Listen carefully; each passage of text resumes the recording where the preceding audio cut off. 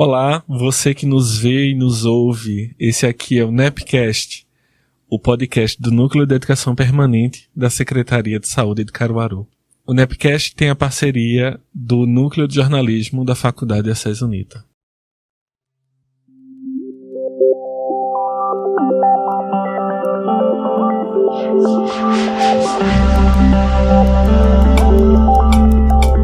Oi, me chamo Leandro Aleixo, sou psicólogo e professor universitário e hoje estamos recebendo a presença muito ilustre de Karina Albuquerque, que é profissional de educação física, especialista em saúde pública e acupunturista, e também é preceptora da residência multiprofissional. Karine, seja muito bem-vinda. Bom dia, Léo. Primeiro, eu quero agradecer o convite e dizer que eu estou muito feliz de estar podendo falar um pouco sobre as práticas integrativas. Feliz de estar participando desse podcast também. É isso. O tema de hoje é práticas integrativas e complementares em saúde. As práticas integrativas, elas andam muito junto da política de saúde como um todo, né? Se a gente compreender que o SUS ele já preconizava práticas de promoção à saúde, né? Práticas alternativas que rompessem o modelo biomédico, só que em 2006, né? A gente tem 20 anos aí de diferença de 86, desde a nossa Constituição, que a gente tem uma política nacional de práticas integrativas. Já faz um bom tempo, né, que essa política está entre nós. E aí, será que a gente está conseguindo efetivar essas práticas integrativas?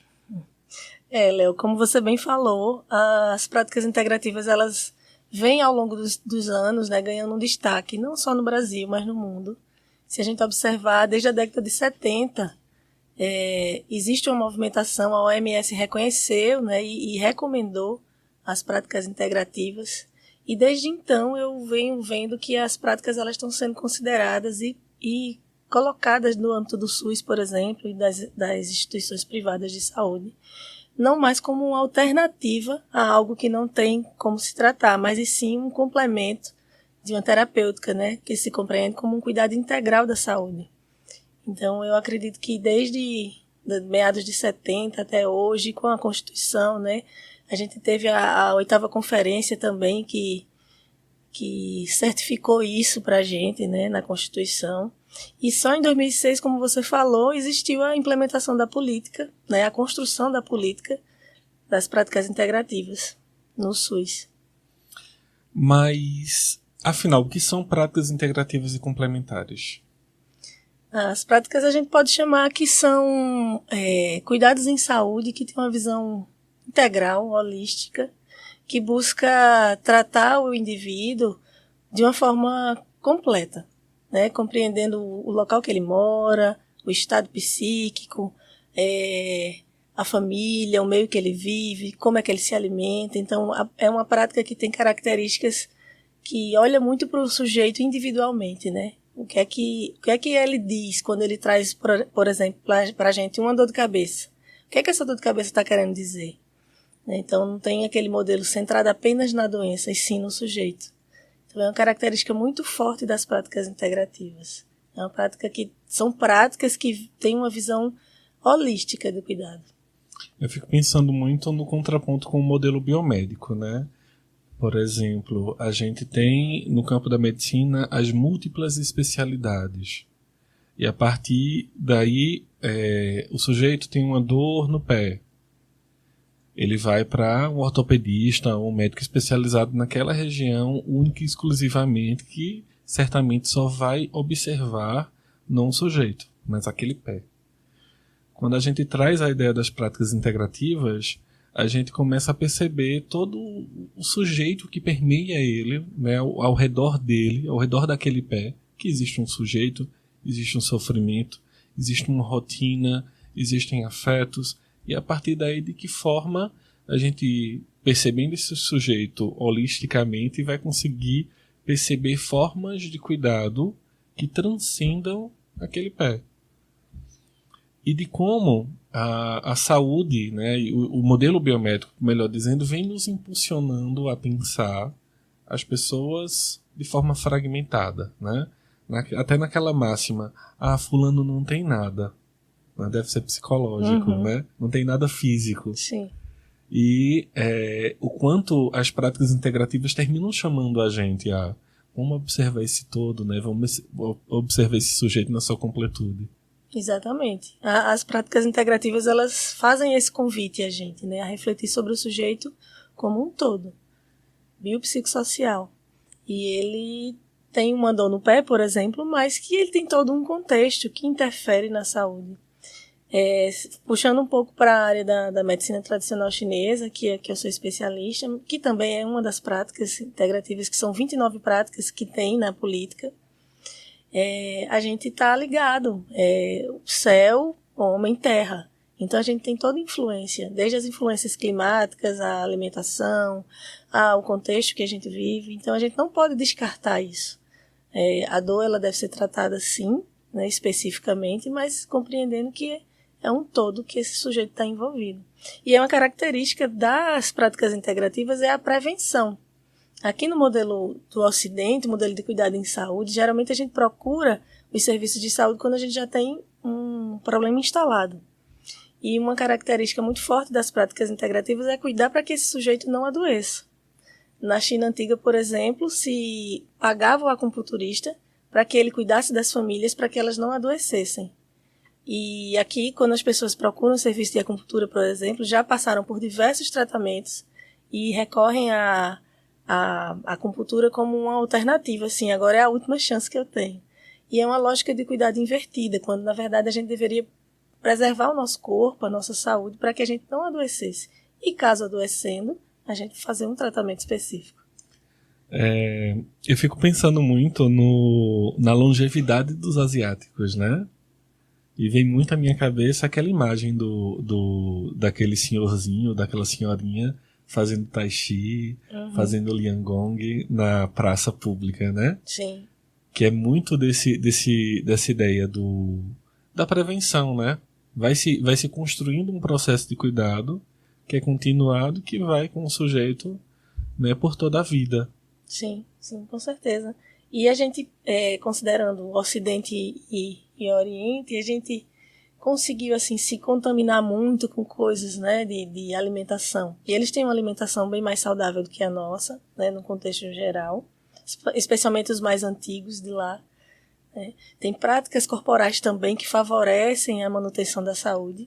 E aí, se a gente trouxer para o nosso contexto, aqui no Ocidente, a gente tem uma vida que não nos permite uma prática de atividade física, que os aparelhos eletrônicos também deixam a gente cada vez mais sedentários, a alimentação também inadequada, então tudo isso interfere na nossa saúde, no contexto geral de saúde. E as práticas integrativas, quando a gente começa a atender uma pessoa com alguma prática integrativa e complementar, a gente propõe esse sujeito a refletir sobre o contexto que ele está vivendo, a alimentação, então é um cuidado de fato integral. Eu vou fazer a prática, vou aplicar determinada prática nele, mas eu também vou propor a ele uma reflexão sobre como é que ele está vivendo e o que é que ele está, as escolhas que ele está fazendo para a vida dele que está interferindo diretamente na saúde. E são práticas que vêm de outras culturas, né? Se a gente pensar da medicina tradicional chinesa, até da própria Ayurveda, né? Que vem da filosofia indiana. E como é que será que fica esse impacto cultural, né? Das pessoas que vão recebendo essas informações que vêm de outra cultura, que vêm de outro sistema filosófico, né? Você consegue perceber uma entrega fácil das pessoas, né? Uma aderência fácil, melhor dizendo, para essas práticas, ou elas têm determinadas resistências? Tem, assim. Eu estou trabalhando com as práticas integrativas desde 2015, então eu já vi um bocado de coisa. E, inclusive, essa rejeição e um pouco de preconceito, especialmente com a acupuntura, que é o que eu trabalho mais. Inclusive, quando a acupuntura chegou no Brasil, as pessoas achavam que era voodoo. Sabe aquele bonequinho que espeta e... Uhum. E aí tem toda essa coisa, né? De se a agulha ela pode causar alguma contaminação, se pode causar algum problema grave de saúde. E se a gente for olhar na literatura, não tem nenhum dado que comprovou que uma pessoa morreu, por exemplo, numa sessão de acupuntura, ou que teve um acidente grave. E essa parte da mística também é uma coisa presente, né? Eu acredito que aqui, falando do município, né, a gente também já está desde 2015 para 2016 trabalhando com auriculoterapia principalmente, que é uma das técnicas da medicina chinesa, da acupuntura.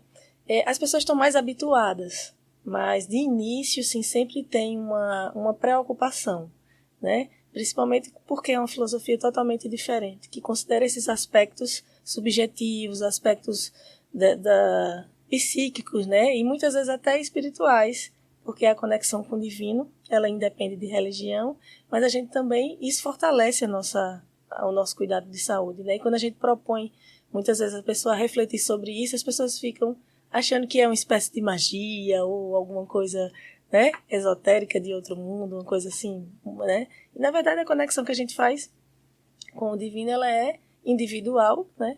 E as práticas integrativas, elas propõem isso também a gente, né? De refletir sobre a nossa espiritualidade e todas essas coisas.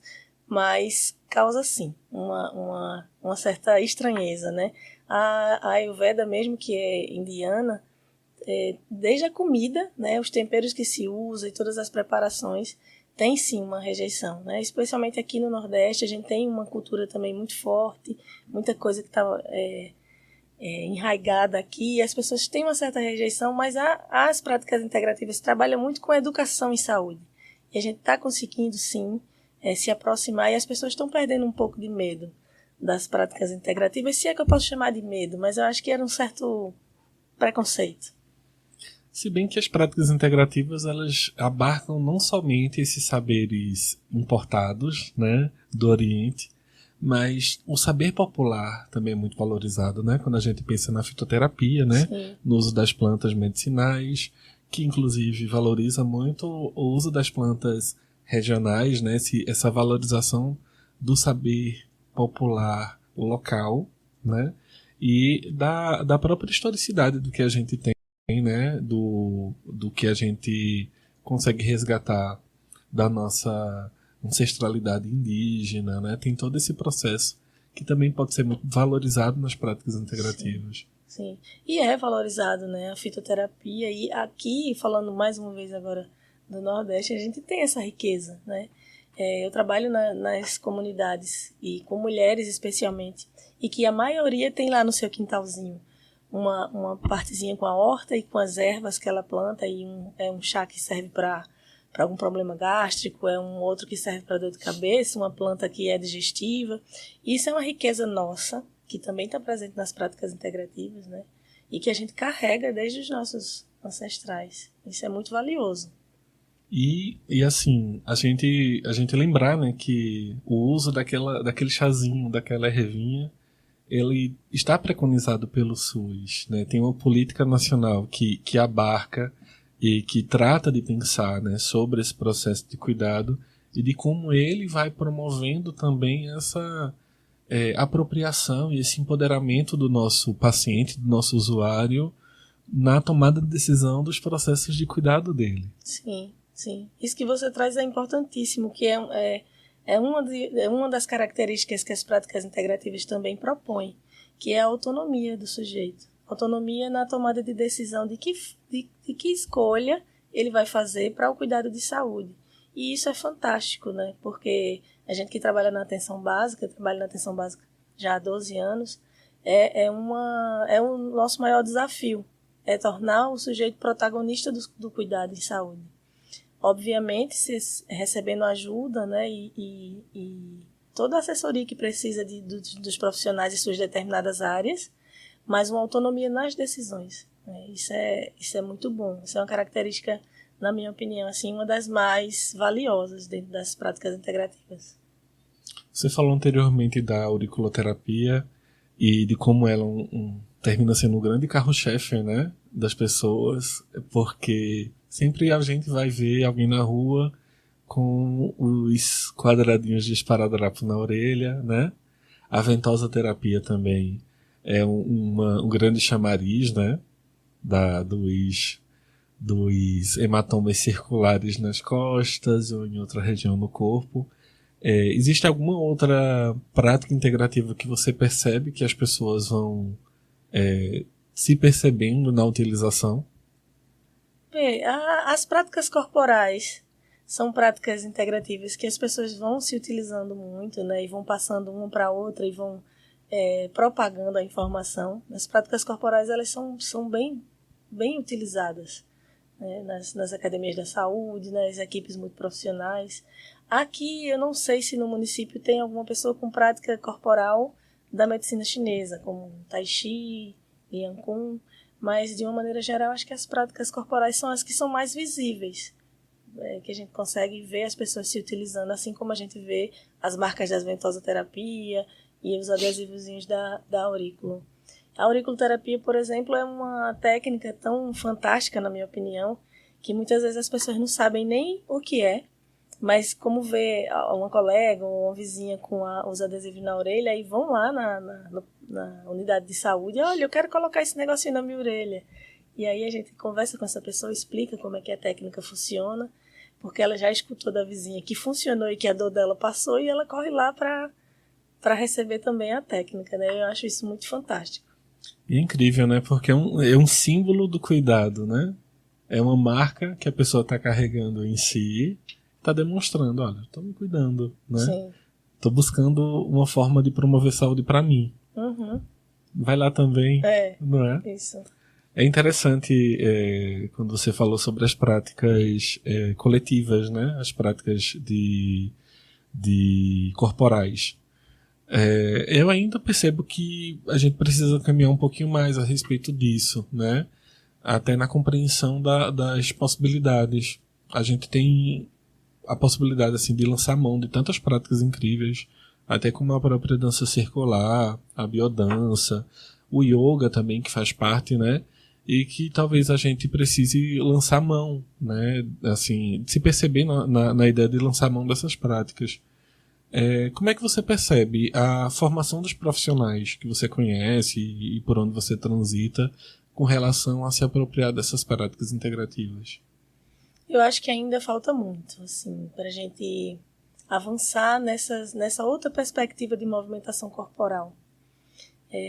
Eu acredito muito, né, em todas essas práticas que você falou, práticas corporais que fogem da lógica convencional e que propõem o corpo também a se movimentar por outra perspectiva e que ajuda no cuidado de saúde para além de outras questões e os aspectos físicos, né, que são relevantes como ganho de força e todos os outros ganhos, mas a dança circular, por exemplo, além de todos os aspectos biológicos, orgânicos e físicos que ela favorece, ela também fomenta a integração, o próprio autoconhecimento, a melhoria da autoestima. Eu não trabalho com a dança circular, mas já participei de várias rodas e me identifico muito. Mas eu acho que ainda falta muito no sentido de ter gente, enquanto profissional, se capacitar para. E se a gente pensar na formação, isso vai desde dessa formação continuada que a gente tem, né, enquanto a gente está atuando no serviço, até na própria academia, né, na universidade, de apresentar essas práticas e de demonstrar essa possibilidade. Trago meu exemplo enquanto psicólogo que, infelizmente, na minha formação profissional, eu não tive essa perspectiva, né, enquanto saúde pública, de lançar mão dessas práticas. Eu só fui tomar conhecimento das práticas integrativas na residência multiprofissional, compreendendo que era um espaço mais amplo, né, da troca de núcleos, de saber, de trazer essas ideias. Mas eu ainda percebo que as práticas integrativas elas terminam sendo mais utilizadas pela equipe multiprofissional. Ou seja, os profissionais de saúde que não sejam médico, enfermeiro e dentista. Sempre cabe ao psicólogo, ao profissional da educação física, principalmente ao fisioterapeuta, né, entre outros. Lembrando que serviço social, o conselho veta a utilização. Os protagonistas do cuidado em práticas integrativas terminam sendo a equipe multi. E é interessante isso que você traz. Eu também identifico isso As formações, de uma maneira geral, né, elas não favorecem o estudo, né, das práticas integrativas, e a maioria dos profissionais vão buscar isso quando termina a graduação. Então, isso também aconteceu comigo. Na formação médica, eu acredito que também na grade deles, assim, talvez um curso ou outro tenha, mas não é habitual de ter na grade, né, dos cursos de formação, nas graduações. Então, eu acho que isso também atrapalha um pouco, porque a gente sai da universidade com eu posso dizer, uma limitação na atuação. E aí a gente vai buscando essas formações pós-graduação. Eu fiz a formação em medicina tradicional chinesa. 2 anos após a minha formatura, eu nem sabia que eu, enquanto profissional da educação física, poderia fazer. E aí procurei o Conselho Federal, procurei o Conselho Regional, e eles disseram que sim, que estava autorizado. E aí procurei uma escola de formação em acupuntura, e assim fiz. Mas eu acho que ainda falta clareza, né? Falta essa estrutura de para que os profissionais todos possam, né, fazer isso desde a graduação, ter conhecimento e acesso às práticas integrativas desde a sua graduação. Para você ver o que tem de percentual de atendimento, por exemplo, isso que você trouxe, né, que a maioria das pessoas que trabalham com práticas integrativas são da equipe multi. Isso reflete quando a gente vai puxar os atendimentos que acontecem. Cerca de 78% dos atendimentos no Brasil que acontece hoje são dentro da atenção básica por profissionais de equipe multi. Aí um percentual bem pequeno está na média, né, de média complexidade, e só 4% na alta complexidade, das práticas integrativas de uma maneira geral. Então isso reflete o que você traz, né, que muitos profissionais médicos nem conhecem as práticas integrativas, mas vem mudando também. Eu tenho visto que muitos médicos eles têm também buscado esse outro saber, esse outro conhecimento, e têm agregado à sua atuação. Eu acho que isso tem sido um avanço muito grande. A própria OMS, na página dela, tem diversas publicações científicas comprovando a eficácia das práticas integrativas, que ainda existia assim, um certo receio, né, se tinha comprovação, se não tinha. Então, tem muitas práticas reconhecidas, né, pela OMS, que está lá no site. Quem tiver curiosidade, dá uma olhadinha nessas publicações para ver o que é que está acontecendo pelo mundo de pesquisa. Também é interessante para a gente se sentir mais seguro também, né, quando for receber uma determinada prática, um cuidado como esse, ter certeza de que a gente está sendo cuidado e que a ciência está sendo feita em prol disso, né, para que a gente melhore cada vez mais as atuações em práticas integrativas. E a partir daí, qual será o nosso futuro, né, das PICs? O que você vislumbra? Eu imagino que isso vai ser uma prática rotineira, comum, que a gente vai ter acesso, assim, em todas as esferas públicas e privadas, de média e alta complexidade. Eu acho que vai ser eu imagino e desejo que a gente avance muito nisso, que as formações, de uma maneira geral, tanto na área de saúde como de outros, possam dar esse saber já desde a graduação. E é isso que eu penso, assim, desejo. Eu imagino muito o impacto financeiro que as práticas integrativas podem ter na gestão. Você trouxe números, né, sobre aonde estamos localizados enquanto PICs, né, nos serviços, né, em que esfera a gente está.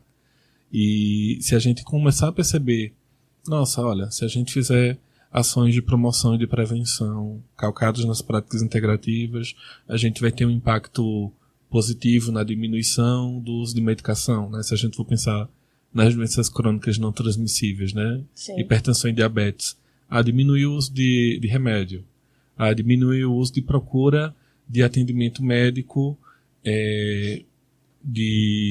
especializado a respeito dessas mesmas problemáticas. E de perceber que essas práticas integrativas elas vão trazer essa possibilidade de diminuição financeira desses gastos mais complexos na saúde, e a partir daí a gente vai ter a gente vai ter um impacto muito positivo nisso. Então acho que se a gente conseguir demonstrar cada vez mais as gestões, né, essa possibilidade desse uso e de que ele é fácil, rápido, econômico e tem grande efetividade para a população, a gente vai cada vez mais ganhando espaço. Lembrando que a gente demorou um pouco para se reafirmar enquanto uma política nacional, né? Começou com poucas práticas, depois a gente teve a implantação, a legitimidade de outras práticas, né? A visibilidade de outras práticas, e a partir daí a gente foi conseguindo ganhar espaço. Eu também comungo dessa tua ideia de que a gente pode ter uma perspectiva muito positiva, né? A partir do momento que a gente vai conseguindo se enxergar melhor no uso dessas práticas. Essa questão, né, do impacto que ela causa econômico, eu acho que foi a partir daí que a política começou a ser pensada, né, a ser estruturada, porque de fato ela causa um impacto. As práticas elas causam um impacto na redução de gastos, e são práticas que têm um baixo custo. Não precisa se investir tanto, por exemplo, para um profissional trabalhar com auriculoterapia, por exemplo.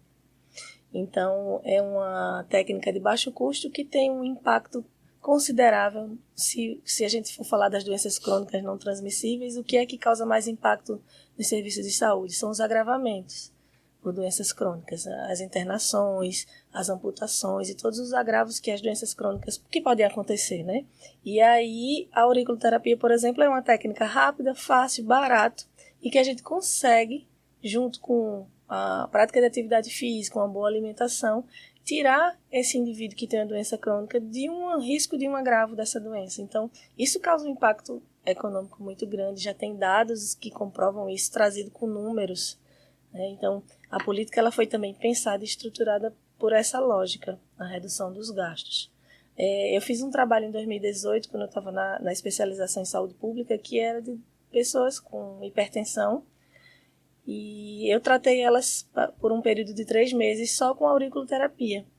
E eu, no período da pesquisa, eu identifiquei que a maioria das pessoas que estavam tendo pico hipertensivo era por ansiedade. E aí, no meio da pesquisa, eu comecei a usar 2 protocolos, um protocolo para hipertensão e um protocolo para ansiedade. E aí, no final da pesquisa, eu identifiquei que muitos dos picos hipertensivos eram por conta da ansiedade, e a gente conseguiu, no final da pesquisa, deixar esse grupo assim estabilizado em relação à atividade física, e a redução também da medicação para a ansiedade. E aí a gente fez isso junto com a equipe de saúde, e foi uma pesquisa muito interessante.